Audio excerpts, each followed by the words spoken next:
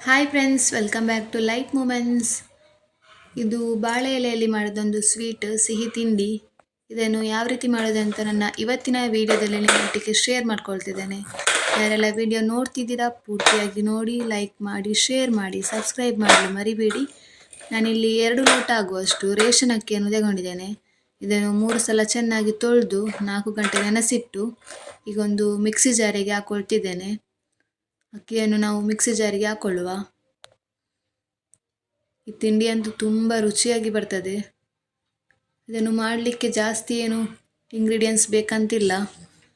ಅಕ್ಕಿ, ತೆಂಗಿನ ತುರಿ, ಬೆಲ್ಲ ಇದ್ರೆ ಸಾಕು.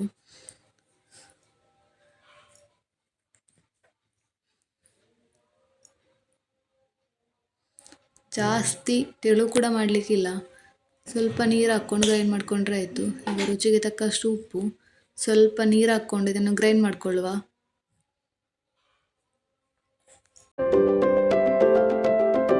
ಗ್ರೈಂಡ್ ಮಾಡ್ಕೊಂಡಿರುವಂಥ ಪೇಸ್ಟ್ ಈ ರೀತಿ ಆಗ್ತದೆ. ಇಷ್ಟು ದಪ್ಪ ಬಂದರೆ ಸಾಕು.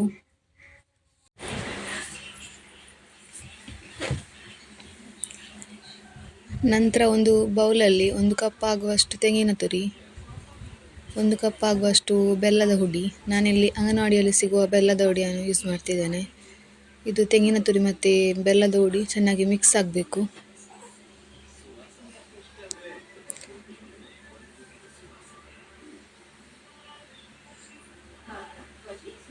ಇದು ಚೆನ್ನಾಗಿ ಮಿಕ್ಸ್ ಆದ ನಂತರ ನಾನಿಲ್ಲಿ ಬಾಳೆ ಎಲೆಯನ್ನು ತಗೊಂಡಿದ್ದೇನೆ.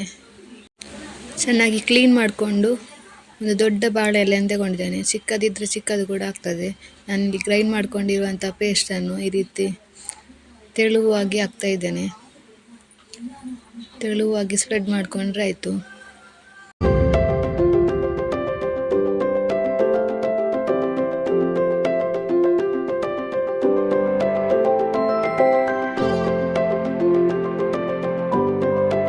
ನಂತರ ಇದರ ಮೇಲೆ ನಾವು ಮಿಕ್ಸ್ ಮಾಡಿಟ್ಟಿರುವಂಥ ತೆಂಗಿನ ತುರಿ ಮತ್ತು ಬೆಲ್ಲದ ಹುಡಿಯನ್ನು ಈ ರೀತಿ ಹಾಕಬೇಕು.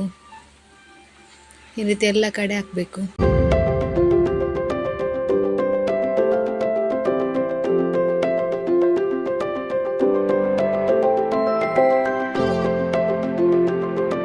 ನಿಮಗೆ ಸ್ವೀಟ್ ಕಡಿಮೆ ಬೇಕಂತಿದ್ರೆ ಸ್ವಲ್ಪ ಬೆಲ್ಲ ಕಡಿಮೆ ಮಾಡ್ಕೊಳ್ಬೋದು.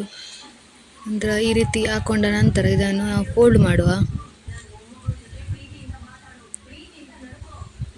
2 ಫೋಲ್ಡ್ ಮಾಡಿಟ್ರೆ ಆಯಿತು.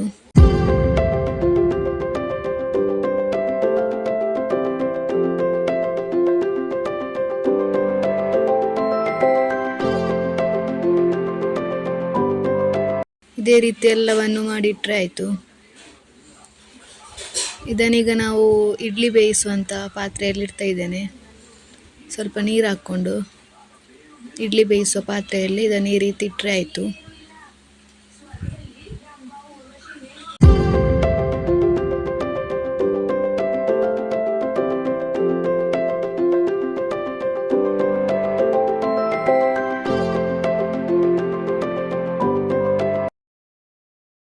ಎಲ್ಲವನ್ನು ನಾನು ಈ ರೀತಿ ಇಡ್ತಾ ಇದ್ದೇನೆ.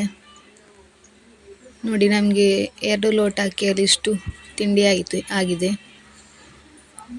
ನಂತರ ಇದನ್ನು ನಾವು ಒಂದು 20 ನಿಮಿಷ ಬೇಯಿಸುವ. 20 ನಿಮಿಷ ನಾನು ಬೇಯಲಿಕ್ಕೆ ಇಡ್ತಾ ಇದ್ದೇನೆ.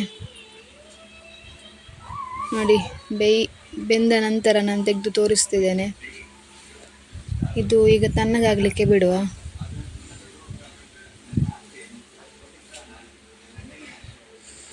ನೋಡಿ, ತಣ್ಣಗಾದ ನಂತರ ನಾನು ತೆಗೆದು ತೋರಿಸ್ತಿದ್ದೇನೆ.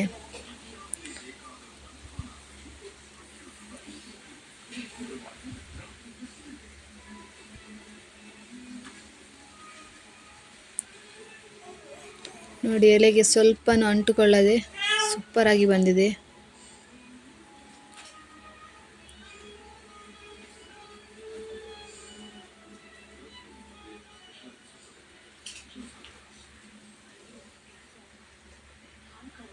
ನಿಮಗೆ ಈ ರೆಸಿಪಿ ಇಷ್ಟ ಆಗಿದ್ದರೆ ಲೈಕ್ ಮಾಡಿ, ಶೇರ್ ಮಾಡಿ, ಸಬ್ಸ್ಕ್ರೈಬ್ ಮಾಡಲು ಮರಿಬೇಡಿ.